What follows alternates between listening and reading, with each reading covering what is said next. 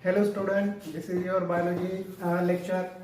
Last time we have seen the first point 7.1 plant growth, where we saw that what is mean by the meristem. Meristem means the growing part of a plant, and that meristem is made up of meristematic tissue. We classify this tissue on the basis of their location. There are three categories of meristematic tissue: apical meristem, intercalary meristem, and lateral meristem. Now the next point is, which is 7.2, growth phases. We classify the plant growth on three category on three bases, in which meristematic tissue was divided, then elongate and differentiate. On the basis of this, there is first phase, which is phase of cell division. Second phase is phase of enlargement or phase of elongation, and the third phase is phase of cell maturation, or it is also called as phase of cell differentiation. In the first phase, that is phase of cell division, the meristematic cells which are newly formed cells, these are thin-walled, non-vacuolated. Non-vacuolated means vacuole is not present in these cells. Okay, then they have cytoplasm with granules, that is, they have granular cytoplasm with prominent nucleus. Nucleus is very big, cytoplasm is granular, okay, and the cell is thin walled. After that, this meristematic cell, when divides, it divides into two cells. Look at this picture. These red colored are the meristematic cell. When the meristematic cell divides, it gives rise to two cells. One cell remain as a meristematic cell, while other cells take part in the process of enlargement and differentiation, which are the second and third phase of the growth. This phase of cell division is very slow. So, in the graph, we mention this phase as a lag phase. We can see that this is growth, and this axis for time, where we can see that it takes more time to grow up to this short phase. Okay, so at this phase growth is very slow.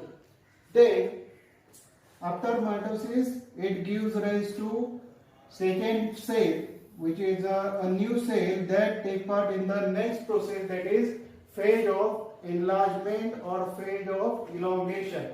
In this phase, cell become vacuolated.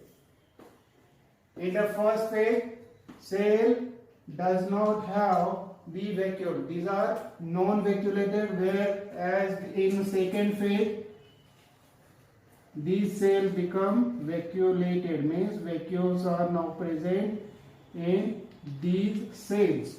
So, and these are also become osmotically active, due to which they absorb a lot of water and they become turgid.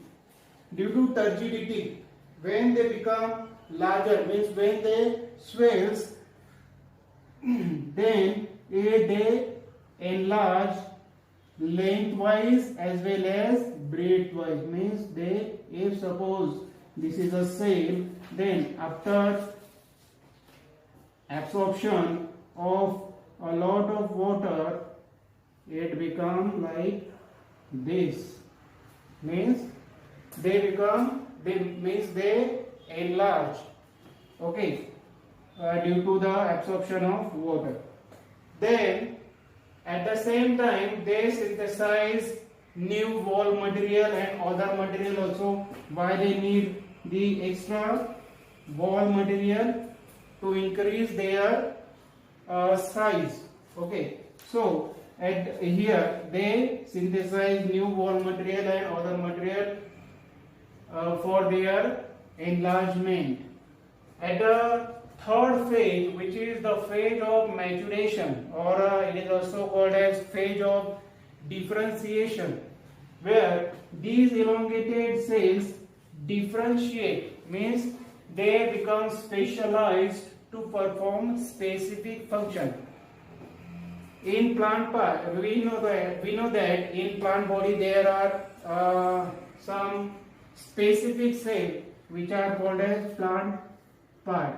Suppose this is a stem, then these are the leaf. Okay, leaves, and somewhere there will be the flower. Okay, so stem is made up of, stem is formed by a simple kind of cell. Then these same cells gives rise to different part. This is stem, and stem gives rise a leaf, or it will give rise a flower. Now leaf and flower, these are the specific part, means these are the specific tissue which perform specific function. Leaf perform the process of photosynthesis, whereas flower take part in the process of reproduction. So in this way different cells become specialized to perform a special function. Here they attain maturity morphologically as well as physiologically. Morphologically means by their external appearance. Leaves, it is, we can easily identify leaf on the basis of their morphology, and it also becomes special by their physiological function. Leaf has a function of photosynthesis. Okay, so they attain maturity and become they attain maturity morphologically as well as physiologically. This growth phase is a steady state of phase, or in a graph we call this phase as a stationary phase. Here look at this graph. This is a lag phase, means phase of cell division which require more time to grow a small part. Then yellow colored part, this is log phase, means a phase of enlargement where the growth is very rapid, or growth is very fast. We can see that it requires this much time, this time to grow this much, means in a short time the growth is very rapid. And in the third phase, which is the phase of cell maturation or differentiation, where the growth is again it goes slowly. Okay, so this phase is called as steady state or stationary phase. This is about the second point, growth phase. This is picture of a root, and circled area is a meristematic cells of a lag phase which are very smaller. This area is a meristematic cells of second phase, log phase, where they are enlarged, and this is third phase where they modified into roots and attains maturity. It is stationary phase.